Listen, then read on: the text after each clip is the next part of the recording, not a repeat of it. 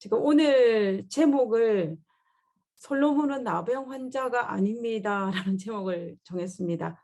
제목이 조금 낯설게 느껴지실 거라고 생각이 드는데요. 오늘은 이 솔로몬이 왜 나병 환자가 아닌지 그 부분에 대해서 한번 살펴보았으면 좋겠습니다.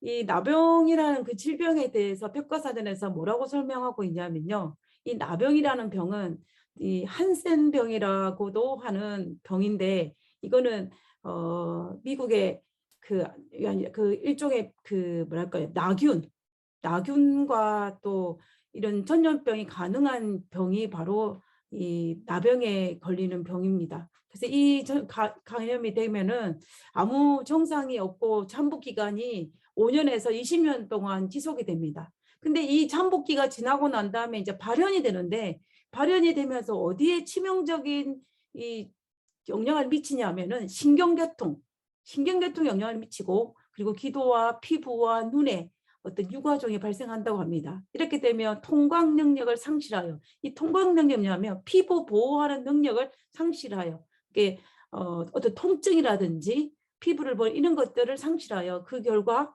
자신도 모르는 사이에 실체 말다운 부분부터 시작하여서 이 부상 또는 간염이 반복되어 썩어 문드러지거나 떨어져 나가는 이런 것들을 우리가 쉽게 생각하면 나병, 한센병이라고 이제 병명을 붙였습니다. 지금 이 사진은 나병에 걸린 분들의 대표적인 모습입니다. 이렇게 병에 걸리면은 그 신경계통에 통증을 잃어버리게 되어가지고 결과적으로 아주 몸의 어느 부분이 떨어져 나가도 통증을 못 느끼는 그런 상태에 대해서 아주 심각한 결과를 가져오는 것을 볼 수가 있습니다. 그래서 어떤 사람이 이런 글을 썼어요. 나병 환자는 시간이 지날수록 모든 감각이 무뎌지고 점점점 그리고 결과 사라지고 마는 사람입니다. 어떤 것들이 다시 감각이 사라진다는 것은 뭐냐면 그와 함께 통증도 사라진다는 것입니다. 그래서 뜨거운 불에 몸이 닿아도 고통을 느낄 수 없으며 몸이 썩어 들어가는데도 알지 못하는 증세를 나타내는 것이 바로 이 나병이라는 무서운 병입니다. 이 병을 오늘날 우리의 삶에 적용을 하면 어떻게 될까요? 우리의 개인적인 삶을 보면 우리 주변에서 오늘 우리 장로님께서 기도하신 것처럼 오늘날 우리가 살아가고 있는 세상은 수많은 전쟁과 또 수많은 갈등과 수많은 분열이 있는 세상이 우리가 살아가고 있는 세상입니다. 그뿐만 아니라 우리 주변에도 이런저런 일들이 발생하고 그리고 오해와 갈등이 생기고 또 나의 의도와는 달리 많은 문제들이 발생합니다. 그로 말미암아 우리는 때로는 시련을 당하기도 하고 때로는 어려움을 겪기도 합니다. 그런데 이런 수많은 고통에 일어나고 있는 이 현실을 외부적으로 내부적으로 내 가까이에서 내 멀리에서 나의 내면에서부터 시작하여서 내 가족과 내가 속해 있는 교회와 또 우리의 사회와 전 세계가 사실은 얼마나 많은 문제들을 가지고 있는지 모릅니다. 그런데 이러한 상황 속에서 일어나는 수많은 일들을 단지 어떤 사건이 일어나는 현상으로만 본다면은 조금 전에 살펴봤던 이들은 통증이 없어서 모든 감각을 상실하여서 고통을 못 느끼는 것과 마찬가지로 오늘날 우리 사회에서 일어나는 수많은 고통과 갈등과 또 교회 안에서 있는 여러 가지 문제점, 가족 간의 문제점에 대해서 내가 어떤 고통을 느끼지 못한다면 그럼 바로 우리는 영적인 나병 환자가 될 수 있다라는 거예요. 그러나 그 고통을 하나님과 씨름하고 영적인 문제로 그 문제를 해결하려고 느낀다면 그 고통을 느낀다면 나는 영적인 나병 환자가 아니라는 것입니다. 저는 개인적으로 이제 목회를 20년 넘게 하면서 교회 생활을 하다 보면 여러 가지 어려운 점이 많이 있지 않습니까? 제 기억으로는 제가 아리조나로 첫 목회를 나갔을 때 아리조나 목회를 이제 발령받아 갔을 때 교회가 여러 가지 일들로 많이 어수선했어요. 문제도 많고 여러 가지 문제들이 계속 발생하는 것이었습니다. 안식일이 다가오는 게 무서울 정도로 안식일마다 새로운 문제들이 터지는 거예요. 그러면서 제가 안식일 날 아침에 기도를 드리고 운전해 가면서 기도를 드리고 예배당에 도착해서 예배당에서 드리는 기도가 제 기도 제목이 뭐였냐면 항상 똑같은 기도였어요. 그 기도가 뭐냐면 하나님 오늘 하루도 하나님께서 우리 입술에 파수꾼을 세워주시고 그리고 제 입술에도 파수꾼을 세우시고 우리 행동과 그리고 우리의 눈빛과 우리의 표정과 우리의 손짓에서도 파수꾼을 세우셔서 그 일로 말미암아 교회가 어려움 당치 않게 해달라는 그 기도였습니다. 그 기도를 계속 반복했던 것 같아요. 근데 시간이 지나고 난 다음에 보니까 어느 순간 제가 그 기도를 하고 있지 않다는 것을 제가 발견을 했어요. 발견을 했습니다. 그래서 그러면서도 주변을 돌아보니까 교회가 조금 안정적이에요. 그러다 또 시간이 지나고 난 다음에 또 교회가 어수선해지면 제가 잊어먹었던 그 기도를 다시 합니다. 그리고 또 문제가 해결이 되고 좀 안정적이면 또 저도 모르게 그 기도를 까먹자. 그 기도를 하지 않았다는 걸 발견하고 다시 그 기도를 합니다. 이런 일들이 사실은 계속 반복되는 것을 저는 개인적으로 경험을 했습니다. 그리고 요 사이에 다시 제가 그 기도를 절실히 느끼면서 제가 그 기도를 하나님 앞에 드리면서 제가 무슨 생각을 하게 되었냐면 왜 나는 하나님 앞에 드리는 그 기도를 까먹지 않고 계속 하지 못하고 왜 까먹을까? 그리고 무슨 일이 생길 때마다 이 기도를 다시 할까 하는 제 자신을 돌아보면서 참 마음이 서글펐습니다. 그리고 또 제 마음속에 어떤 생각이 들었냐면 하나님께서는 제가 이 기도를 하게 하시면은 그 의도가 무엇인지 하나님은 나에게 우리들에게 이런 상황을 허락하신 하나님의 사인이 무엇인지를 생각하지 않을 수 없었다라는 것입니다. 그래서 저는 오늘 이 시간에 우리 주변에서 일어나는 수많은 사건들을 어떤 사인으로 받아들여야 할지 우리 주변에서 일어나는 수많은 일들을 우리가 어떻게 하나님의 보내시는 시그널, 그 사인으로 받아들여야 할지를 우리가 솔로몬의 그 삶을 통해서 한번 생각해보는 시간을 가졌으면 좋겠습니다. 저는 오늘 솔로몬의 시대에서 말기 시대에서 일어났던 솔로몬 주변에 일어난 정말 솔로몬이 감당해야 할 수많은 고난들의 삶을 한번 살펴보기를 원합니다. 우리가 열왕기상을 읽어보면요. 열왕기상 2장부터 11장까지는 솔로몬의 생애에 대해서 설명하고 있는 것을 볼 수가 있습니다. 그 중에서 맨 마지막 장인 이 열왕기상 11장에는 이 40년 동안 이스라엘의 왕으로서 태평성대를 누렸던 이 솔로몬이 마지막 말기에 솔로몬을 대적하여 일어난 3명의 대적들에 대한 이야기가 나와 있는 것을 볼 수가 있습니다. 그래서 오늘은 이 열왕기상 11장에 나타난 솔로몬의 대적들에 대한 이야기를 통해서 우리가 솔로몬이 하나님의 시그널을 어떻게 받아들였는지를 우리가 한번 살펴보기를 원하는 것입니다. 첫 번째 솔로몬의 대적입니다. 첫 번째는 에돔의 왕족 출신인 하닷이라는 인물입니다. 성경 본문이 조금 길기는 하지만 우리가 이 본문을 한번 읽어봤으면 좋겠습니다. 여호와께서 에돔 사람 하닷을 일으켜 솔로몬의 대적이 되게 하시니 그는 왕의 자손으로서 에돔에 거하였더라. 15절 전에 다윗이 에돔에 있을 때에 군대 지휘관 요압이 가서 죽임을 당한 자들을 장사하고 에돔의 남자를 다 쳐서 죽였는데 요압은 에돔의 남자를 다 없애기까지 이스라엘 무리와 함께 6달 동안 그곳에 머물렀더라. 그때에 하닷은 작은 아이라 그의 아버지 신하 중 에돔 사람 몇 명과 함께 도망하여 애굽으로 가려 하여 미디안을 떠나 바란에 이르러 거기서 사람을 데리고 애굽으로 가서 애굽 왕 바로에게 나아가매 바로가 그에게 하닷에게 집과 먹을 양식을 주며 또 토지를 주었더라. 하닷이 바로의 눈앞에 크게 은총을 얻었으므로 바로가 자기의 처제 곧 왕비 다부데네스의 아우를 그의 아내로 삼음해 다부데스의 아우가 그로 말미암아 아들 그누밧을 낳았더니 다부데스가 그 아이를 바로의 궁전에서 젖을 떼게 하매 그누밧은 바로의 궁에서 바로의 아이 가운데 있었더라. 아들 가운데 있었더라. 21절입니다.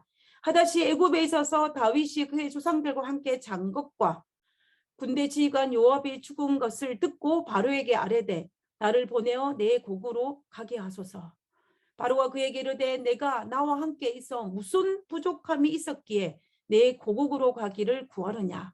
대답하되 없나이다. 그러나 아무쪼록 나를 보내옵소서 하였더라. 그리고 좀 긴 본문이긴 합니다. 그러나 제가 이 본문을 읽은 이유는 우리가 이 본문에 대해서 우리가 깊이 생각해 볼 부분이 있기 때문입니다. 본문에 의하면 이 하닷이라는 인물은 어느 나라 사람이냐면 이 지도에서 유다 아래쪽에 이스라엘 아래쪽에 있는 에돔 사람입니다. 이 에돔 사람이었는데 이 하닷은 패망한 에돔의 왕족 출신이었습니다. 이 본문에서는 다윗과 그의 군대 지휘관, 그 당시 최고의 군대 장관이 누구냐면 요압이었습니다. 이 요압이 에돔을 멸망시키기 위해서 이제 에돔을 점령한 이야기가 기록되어 있는데요. 우리가 사무엘 8장을 읽어보면 사무엘 8장에는 다윗의 전쟁에 관련된 이야기가 기록되어 있는 것을 볼 수 있습니다. 특별히 그 전쟁 중에서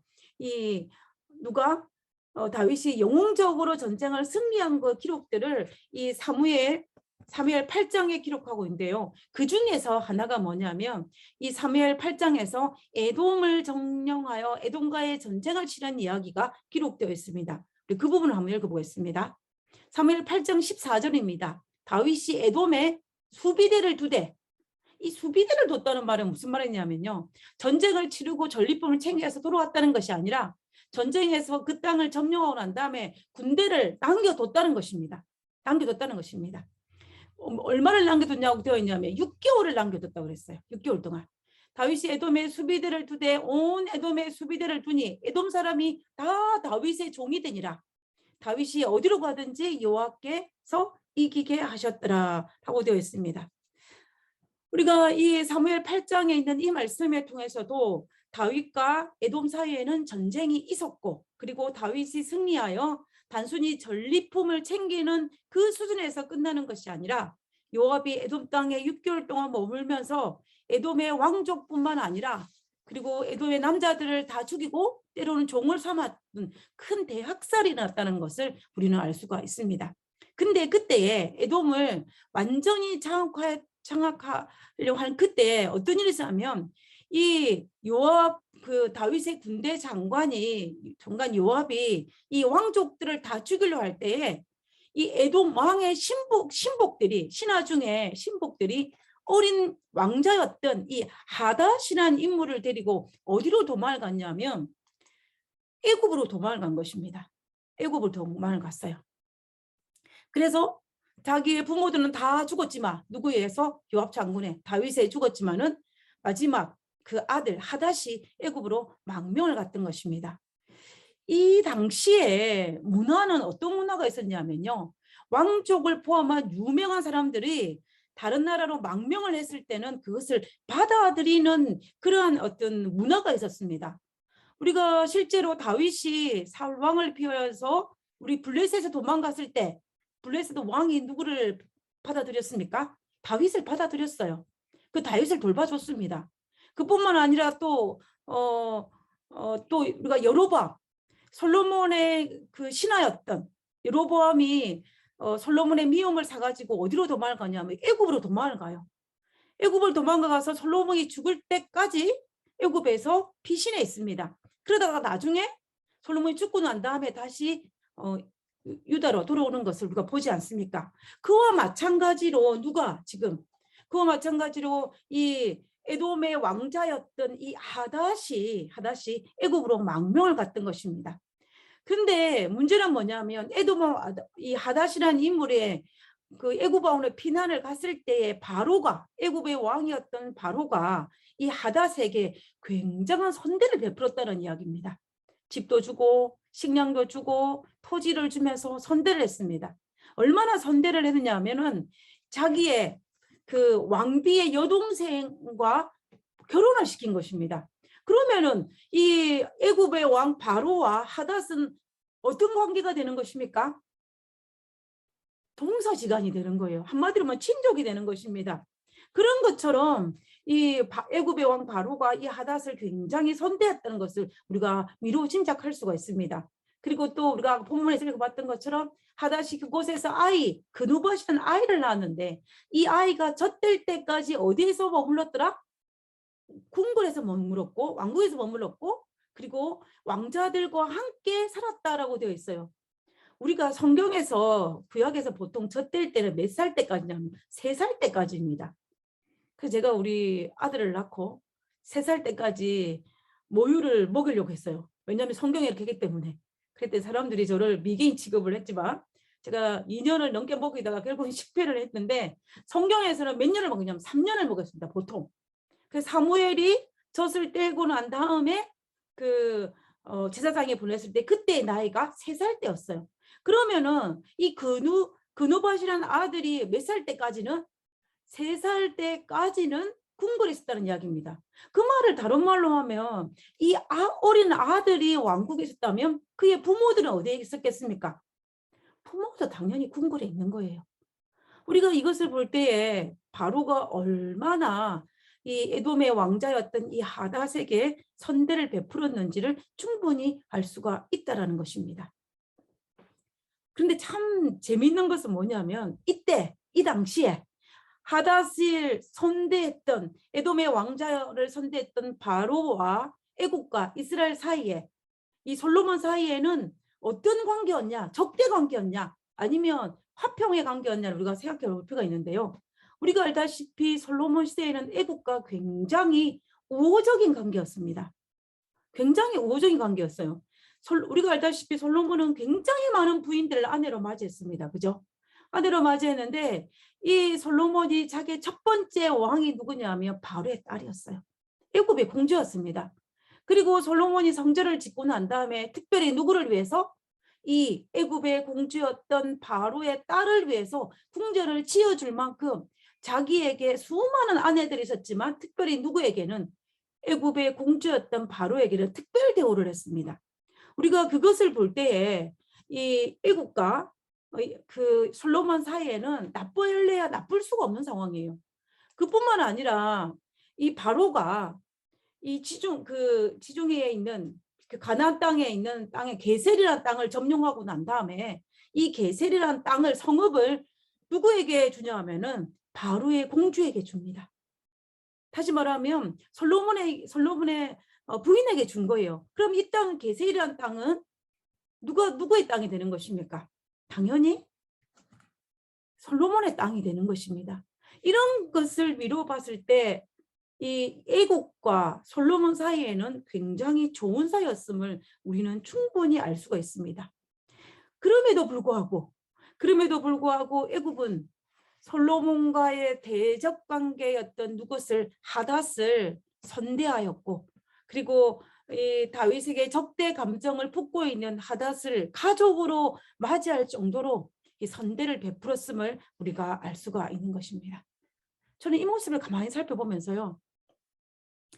이 바로는 분명히 솔로몬과 좋은 관계였고 그럼에도 불구하고 하닷을 선대했다면 그러면 하닷이라는 이 에돔의 왕자는 바로의 궁궐에 있으면서 누구에게?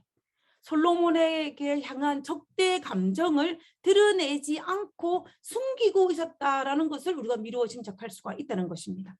만약에 이 하닷이라는 인물이 하닷이라는 에돔의 왕자가 정말 솔로몬에 대한 어떤 반감을 드러냈다면 애국과 솔로몬 사이가 굉장히 좋은 관계였는데 과연 바로가 하닷에게 그렇게 선대를 베풀 수 있었을까?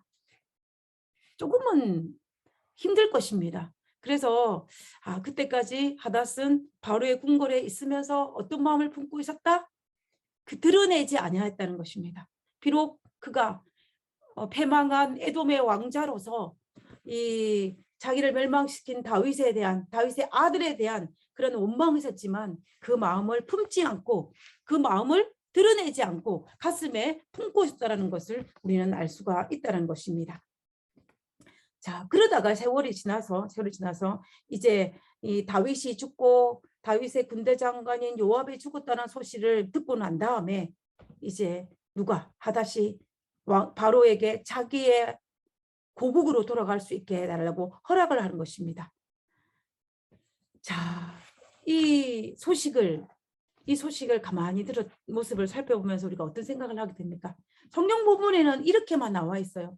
그런데 우리가 가만히 살펴보면은 이 하닷이라는 인물은 솔로몬이 총 40년을 통치하는데 전반부에 등장하지 않습니다. 후반부에 등장한다는 거예요. 옛날에는 아무리 인터넷이 발달되지 않아서 멀리 있는 나라의 정보가 늦게 도착한다 할지라도 이 하닷은 바로의 궁궐에 안에 있었기 때문에 아무래도 정보를 잘 들었을 것입니다. 이 다윗이 죽고 솔로몬이 왕위에 오른 이 소식을 분명히 들었을 것입니다. 일찍.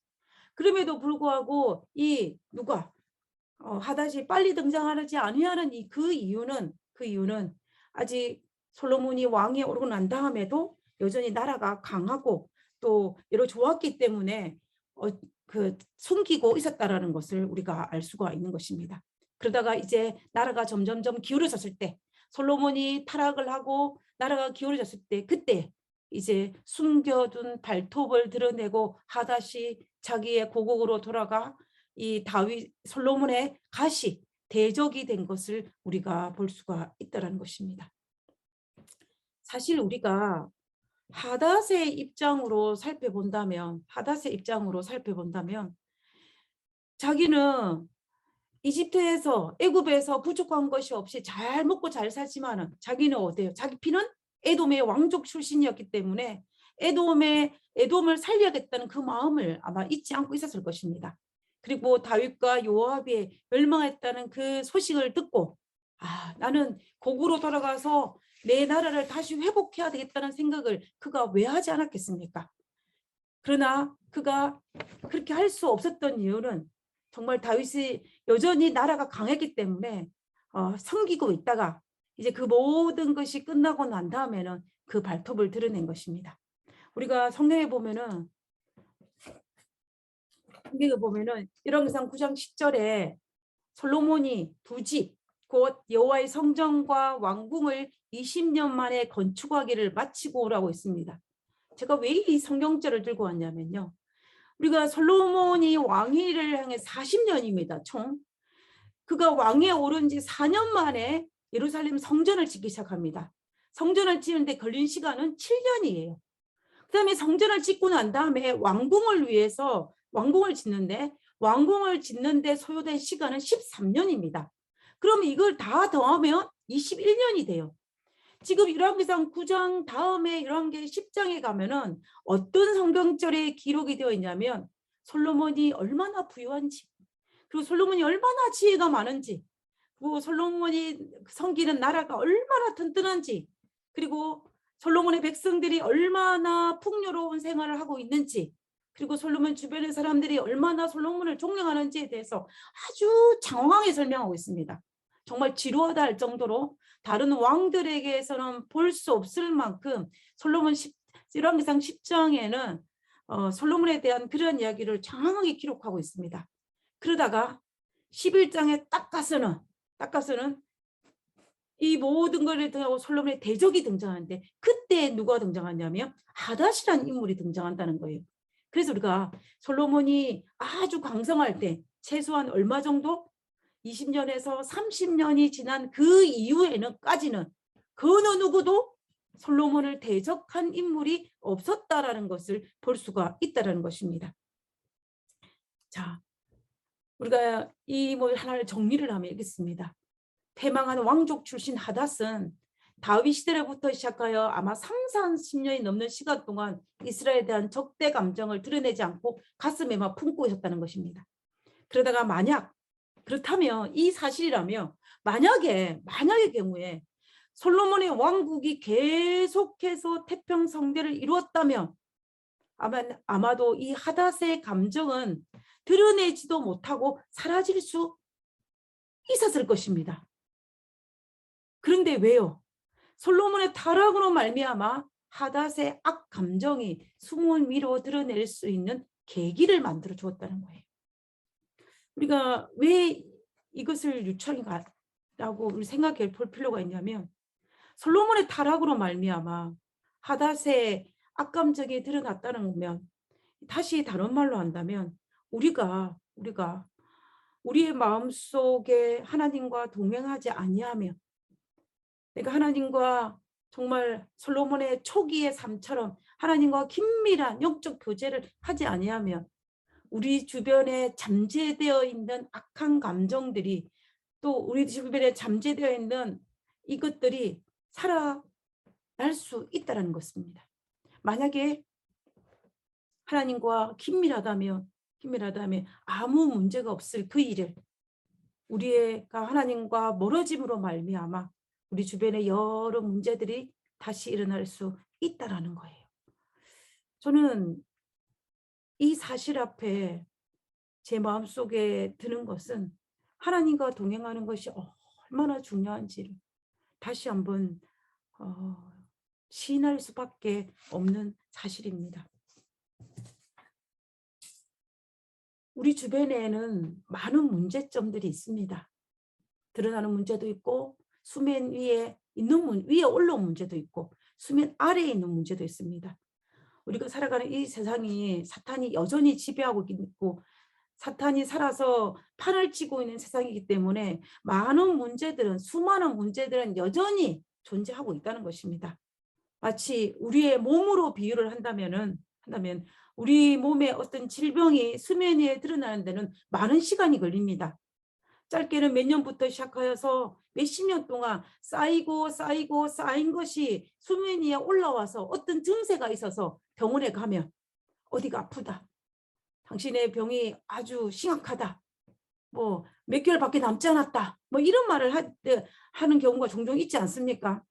우리가 이런 것들을 살펴볼 때도 정말 우리가 지금 드러나지 않은 증세라 할지라도 내 몸에 작은 질병들을 안고 있다는 것입니다.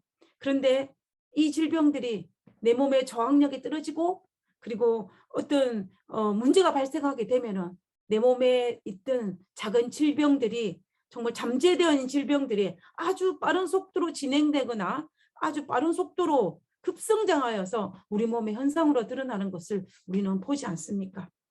똑같은 문제입니다. 똑같은 원리예요. 똑같은 원리입니다. 우리 몸도 저항력을 키우고 건강해지면 내 몸에 쉽게 말하면 암균을 가지고 있지만 이 암균은 활성화되지 못합니다.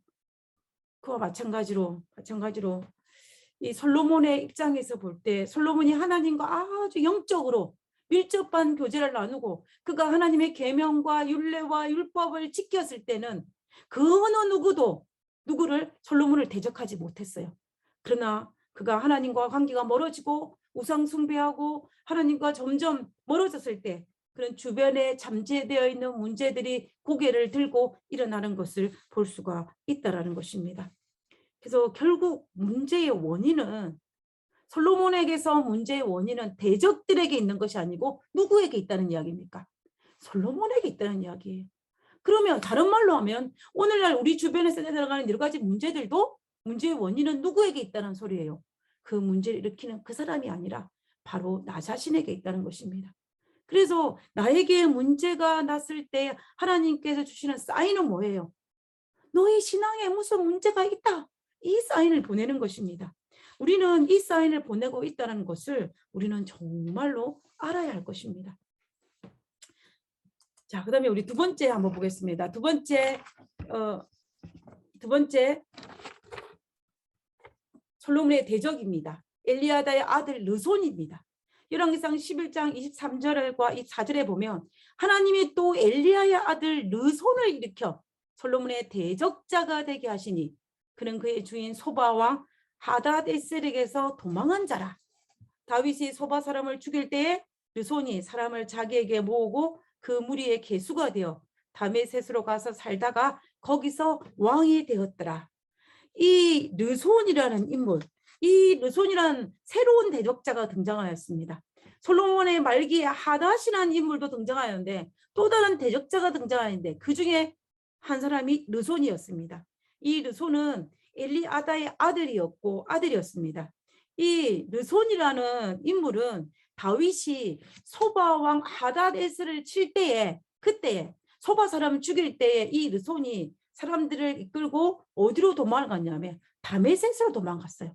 그곳에서 세력을 모아서 왕이 되는데, 이 시리아의 왕이 되는데 그가 르손이었습니다. 그가 세력을 키워서 다윗이 솔로몬이 힘이 약해질 때에 다시 솔로몬에게 옆구리의 가시와 같은 대적의 역할을 톡톡히 한 인물이 바로 르손이었다라는 것을 우리가 알 수가 있습니다. 자, 그 다음에 솔로몬의 대적들 중에 세 번째입니다. 우리가 너무나 잘 알고 있는 여로보암입니다. 솔로몬의 충신이기도 했던, 솔로몬의 신하였던 여로보암이 솔로몬을 향하여 대적하였습니다. 열왕기상 11장 26절에 보면 솔로몬의 신하 느밧의 아들 여로보암이 또한 손을 들어 왕을 대적하였으니 라고 되어 있습니다. 손을 들어 왕에게 공개적으로 대적을 한 것입니다. 솔로몬 입장에서는 어떤 입장이겠어요? 내가 믿고 정말 믿었던 그 신하 여로보암이 자기에게 공개적으로 대적한 것입니다. 솔로몬 스스로 생각할 때는 자기를 배신했다고 생각했을지도 모르겠어요. 제가 옛날에 이 솔로몬이라는 영화를 본 적이 있었는데, 그 영화에서 이 솔로몬과 여로보암이 아주 친한 친밀한 관계로 묘사되고 있었습니다. 아주 가까운 사이로 묘사되고 있었어요. 이 솔로몬이 여로보암을 굉장히 아꼈고, 여로보암은 솔로몬을 굉장히 충성을 다하는 신하의 모습으로 이 영화에서는 묘사를 하고 있었습니다. 그러다가 솔로몬이 우상 숭배를 하고 타락하게 되자 그것에 대한 불만을 품은 누가? 여로보암이 공개적으로 대적하는 모습으로 이 영화를 이제 끌어가는 것이었습니다. 제가 이 영화를 보면서 충분히 가능한 설정이다라고 생각을 했어요. 우리가 하나님께서 이스라엘의 첫 번째 왕으로 선택하신 분은 사울이지 않습니까? 하나님께서 왕으로 선택한 사울은 믿음의 사람이었어요. 선택할 때는. 그리고 우리가 알다시피 여로보암도 북방 이스라엘의 왕으로 선택한 분은 누구냐면 하나님이셨습니다.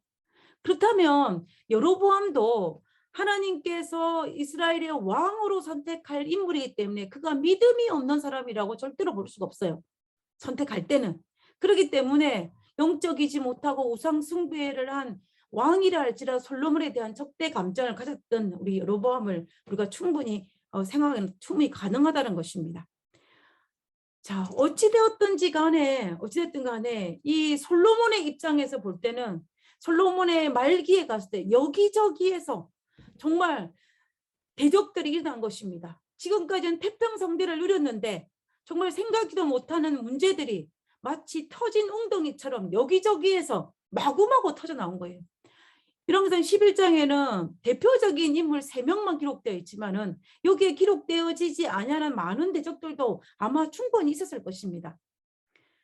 이렇게 많은 일들이 발생할 그때에 아마 솔로몬은 많은 생각을 하고 있었을 것입니다. 그때에 한 선지자가 나타나서 솔로몬에게 하나님의 말씀을 전달합니다.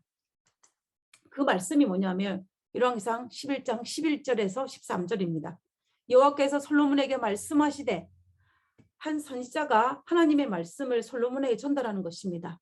내게 이러한 일이 있었고 또 내가 내 언약과 내가 내게 명령한 법도를 지키지 아니하였으니 내가 반드시 이 나라를 내게서 빼앗아 내 신하에게 주리라.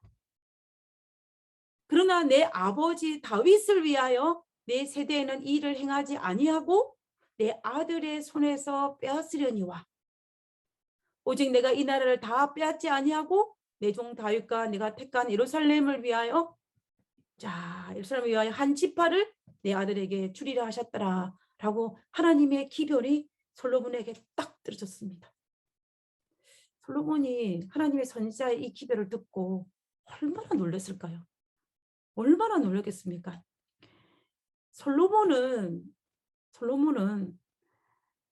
무엇에 많은 관심을 가지고 있었냐면 아버지 다윗에게 물려받은 이 왕위가 사울 집안처럼 빼앗기지 아니할 것인지 할 것인가에 대한 굉장한 관심이 있었습니다.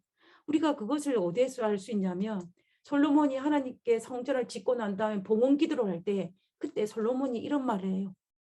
이스라엘 하나님 여호와여, 주께서 주의 종 아버지 다윗에게 말씀하시기를, 하나님께서 내 아버지 다윗에게 말씀하시기를 약속하시기를 내 자손이 자기 길을 삼가서 내가 앞에서 행한 것 같이 내 앞에 행하기만 하면 내게서 나서 이스라엘의 왕위에 앉을 사람이 내 앞에 끊어지지 아니하리라 하셨사니, 하나님께서 내 아버지에게 이 왕위가 끊어지지 아니하리라 약속하셨으니 이제 다윗을 위해 하신 그 약속을 지키소서라고 말하는 것입니다. 언제? 성전을 짓고 난 다음에 하나님께 봉헌식을 할 때, 그때 그 기도를 해요. 그러니까 하나님께서 뭐라고 하십니까?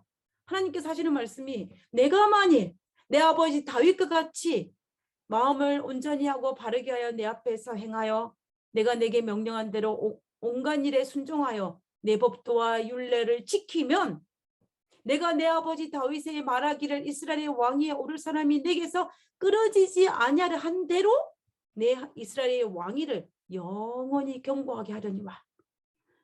우리가 이 말을 통해서 하나님께 성전을 지어서 봉헌기도를 드릴 때 그 많은 기도 중에 솔로몬에게 집중한 하나님이여 이 왕위를 계속 이어가게 해달라고 기도드렸고, 하나님께서는 그에 대해 약조를 하신 것을 볼 수가 있습니다.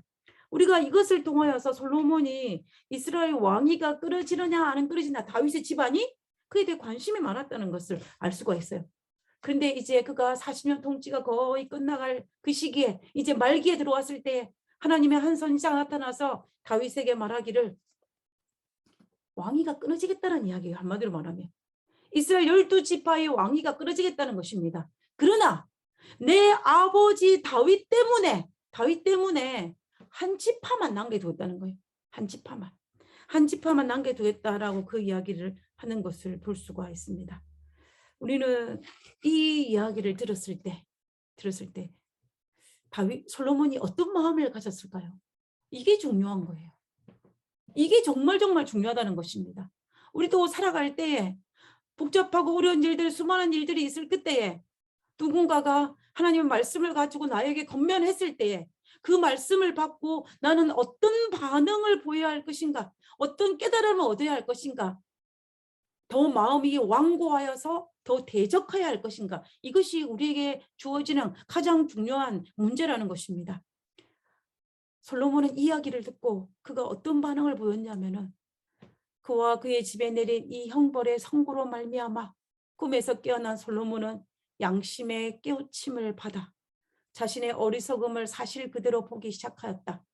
자기가 우상 숭배하고 자기가 하나님 앞에 타락하고 했던 그 모든 것들에 대한 양심의 깨우침을 받아서 자신의 어리석음을 보게 됐다는 것입니다. 정신적으로 가책을 받고 몸과 마음이 약해진 그는 지친 갈증을 채우기 위해서 세상에 터진 웅덩이에서 또다시 생명의 샘으로 돌이켰다. 언제처럼? 그가 왕이 오른 초기처럼. 우리가 성경에서 전도서를 읽어보면 전도서는 솔로몬이 노년에 기록한 책이라고 우리가 알고 있습니다. 이 전도서는 솔로몬이 그 깨달음을 얻고 난 결과물로 지은 책이 바로 전도서입니다. 우리는 전도서를 통하여서 솔로몬이 과거에 했던 그 모든 것들이 얼마나 헛된 것이라는 것을 그는 너무나 잘 알고 있었습니다.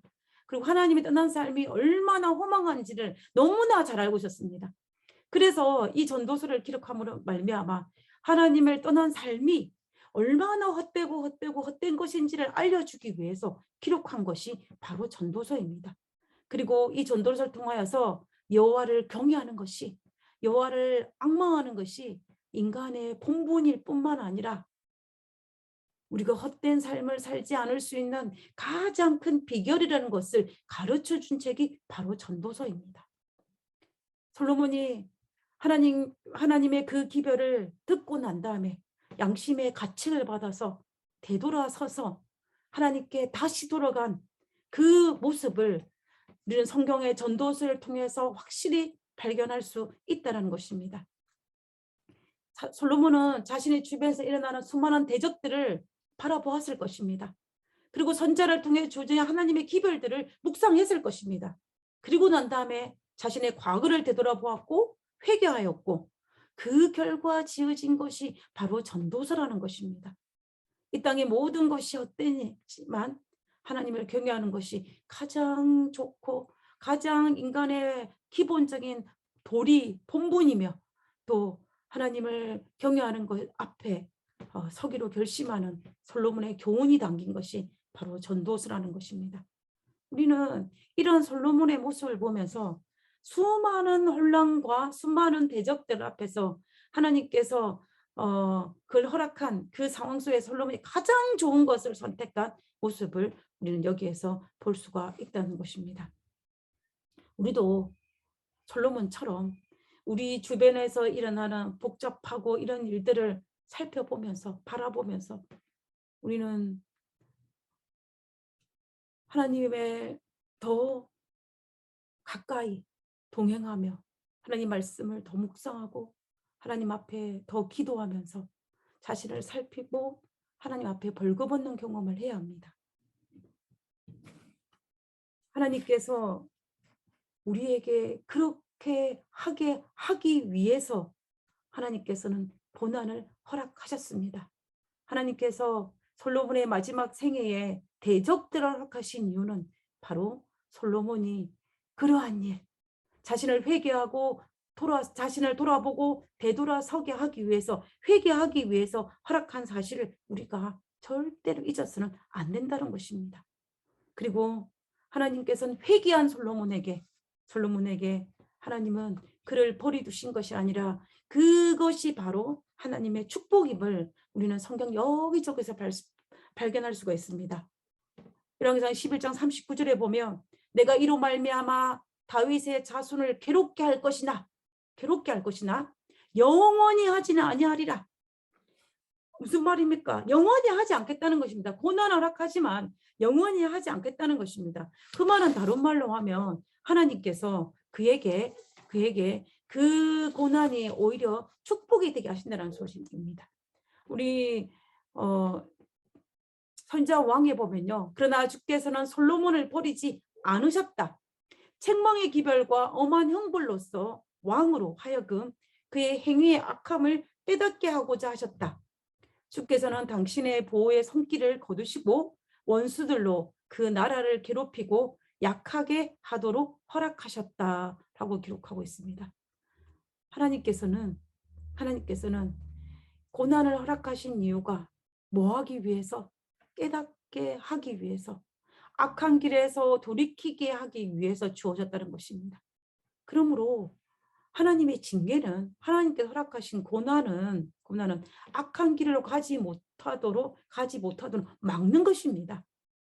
하나님의 징계는 하나님의 축복입니다. 우리 히브리서 12장 6절에 보면 주께서 그 사랑하시는 자를 징계하시고, 하나님께서는 사랑하는 자에게 징계하신다는 것입니다.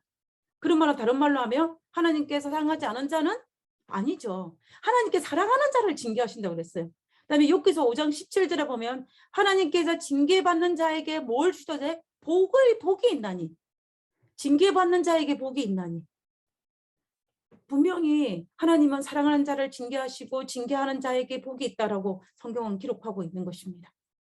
근데 우리가 우리 개인적인 삶의 입장에서 보면은 현실은 어떻습니까? 현실은 고난과 고통과 이런 거는, 징계는 별로 안 좋아요. 좋지 않습니다. 여러분, 나는 고난받을 때 너무 행복하다.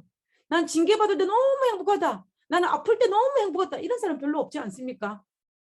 그 미국에 연간 아스피린, 이 고통을 줄이는 통증제 있잖아요. 그것을 소비량이 무려 1년에 3만 톤이래요. 어마어마한 양입니다. 전 세계 마취제의 50%를 미국이라는 나라가 소비를 하고 있답니다. 그만큼 점점 더 우리는 본능적으로 고통을 싫어합니다. 고통을 원하는 사람은 아마 아무도 없을 것입니다. 고통이 없을 수는 없는 삶을 살아가고 있는 것이 오늘날 우리의 삶이지만은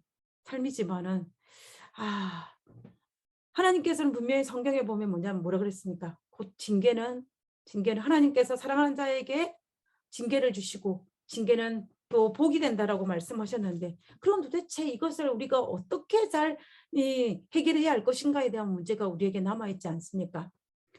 물론 우리가 개인적으로 고통을 좋아하는 사람은 아무도 없지만 그러나 그보다 더 큰 문제가 무엇이냐면 고통이 주어졌는데도 고통을 느끼지 못하는 것이 그게 문제라는 것입니다. 고통이 문제가 아니고 고통은 문제가 아니에요. 고통은 문제가 아닌데 이 고통을 내가 느끼느냐 느끼지 못하느냐가 문제라는 것입니다. 만약 이 고통을 느끼면 치유를 받을 수가 있어요. 치유를 받을 수가 있습니다. 그러나 어떻게 해요? 고통을 느끼지 못하면 문제를 해결할 수가 없다는 거예요. 우리가 조금 전에 살펴봤던 이 나병 걸리신 분의 가장 큰 문제가 뭐냐면 고통을 느끼지 못한다는 거예요. 오늘날 현대의학이 발달되어서 이제 몸에서 떨어져 나간 손가락이나 발가락이나 얼굴의 어떤 특정 부위들은 성형수술을 통하여서 재생을 합니다. 돈만 있고 기술이 발달됐기 때문에. 그러나 문제는 뭐냐면 오늘날 현대의학으로는 이 사라진 신경계 이것을 회복할 수 없는 상황인 거예요. 그래서 고통을 느끼지 못하니까 어떤 게 생기냐면은 점점 우리 몸에 힘든 일이 발생한다는 것입니다. 나병 환자는 시간이 지날수록 모든 감각이 무뎌지고 결국 사라지고 마는 사람입니다. 뜨거운 불에 몸이 닿아도 고통을 느낄 수 없으며 몸이 썩어 들어가는데도 알지 못합니다. 죽어가고 있으나 고통은 느끼지 못합니다. 이 모습이 마치 영적 감각을 잃어버리고 도덕적 감각마저 사라지고 삶의 방향성도 잃어버린 채 무감각하게 살아가고 있는 우리의 모습은 아닐까요? 하나님께서 고통이라는 것을 통하여서 사인을 보내셨는데 우리가 그것을 알고 영적으로 회개하는 통증을 느끼고 하나님 앞에 이 문제를 해결한다면 우리는 치유받을 수 있을 것입니다. 그러나 반면에 하나님께서 허락하신 이것들을 느끼지 못하고 하나님의 사인을 계속 보냄에도 불구하고 내가 그걸 깨닫지 못하고 아무런 느낌을 받지 못한다면 우리는 영혼의 나병 환자들처럼 내 영혼이 죽어가는데도 그것을 깨닫지 못하고 살아갈 수 있다는 거예요. 그래서 오늘날 주변에 일어나는 수많은 일들을 바라볼 때 하나님께서 나에게 어떤 사인을 보내시는 것일까? 나에게 이 문제를 하나님과 고통하는 고통의 기간이 필요하다는 것입니다. 그런 측면에서 볼 때 솔로몬은 어떤 말이에요? 솔로몬은 나병 환자가 아니라는 사실이에요. 하나님께서 그의 대적들을 허락하셨고 그로 말미암아 그 대적의 원인이 무엇인지를 가르치셨고 그로 말미암아 솔로몬이 그 모든 것을 깨닫고 회개하였습니다. 만약에 회개하지 아니하고 그런 고난이 왔어도 그냥 그 현상 그대로만 바라봤다면 솔로몬은 절대로 전도서를 기록하지 못했을 거예요. 그는 회개하지 못했기 때문에 전도서를 기록하지 못했고 회개하지 못했기 때문에 고통을 느끼지 못했기 때문에 그는 영적 나병 환자가 되어서 그가 의인으로서 끝나는 것이 아니라 악인으로 끝나고 말았을 것입니다. 우리가 이처럼 솔로몬의 생애를 비추어 볼 때 내 주변에 일어나는 수많은 것들이 발생한다면 그 문제를 해결하려고 하기 전에 먼저 우리가 나 자신을 되돌아보고 하나님께서 나에게 어떤 사인을 보내시는지 그리고 내가 하나님과의 관계에 어떤 문제가 있지는 않은지 그리고 하나님을 위해서 더 간절히 간구하고 기도하는 그런 우리로가 되어야 할 것입니다. 그때마다 우리는 영적으로 이 솔로몬 같은 그러한 어떤 고통을 느끼면서 하나님 앞에 진정 어린 회개를 할 수 있을 것입니다. 우리는 절대로 영혼의 나병 환자가 되면 안 됩니다.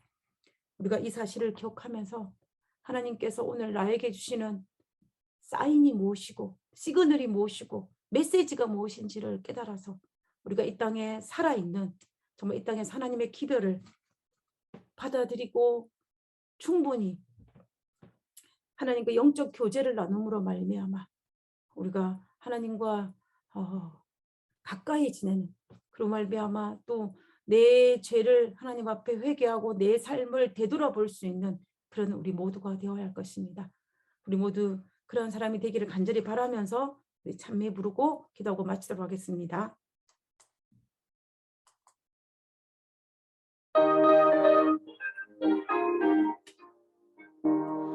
모든 세상 풍파 너를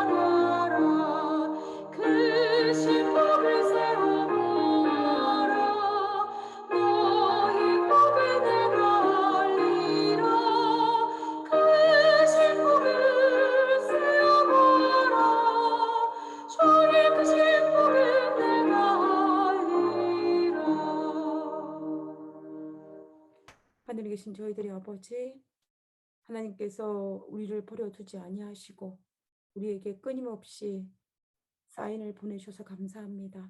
하나님, 우리가 영적으로 예민하여서 하나님의 사인을 받아들이고 깨달아 알 수 있도록 도와주시고, 그런 말미암아 우리를 되돌아보고 하나님 앞에 부복하고 하나님 솔로몬처럼 하나님께 돌아설 수 있는 그런 저희들 될 수 있도록 주 도와주옵소서.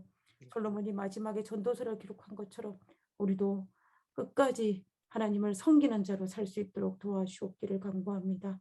우리의 기도를 들으시고 응답하여 주신 하나님을 인하여 감사를 드립니다.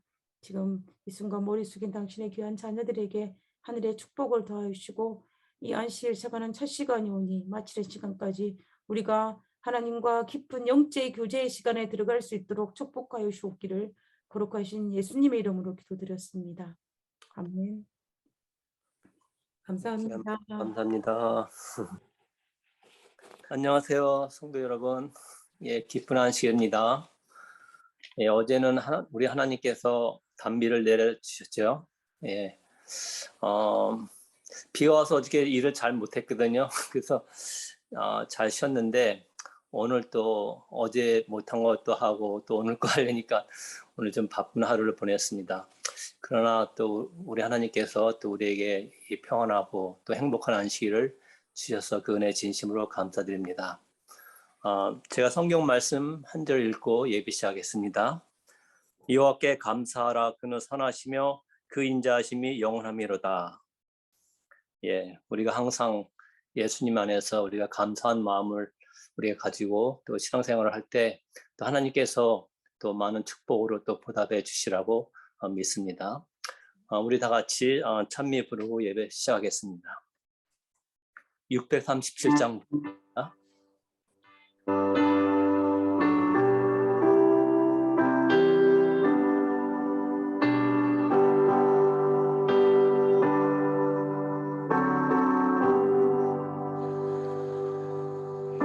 이 세상에 근심된 일이 많고 참 평안을 몰랐구나. 내 주 예수 날 불러라시니 곧 평안이 쉬리로다. 주 예수의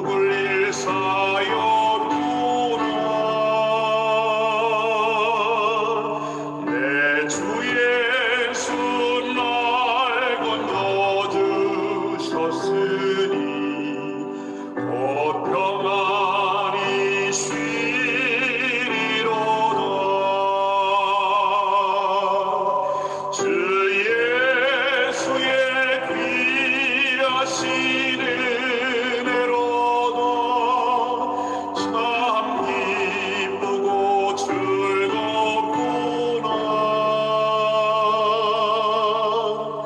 그 은혜를 영원히 누리겠네. 곧 평안히 쉬리로다.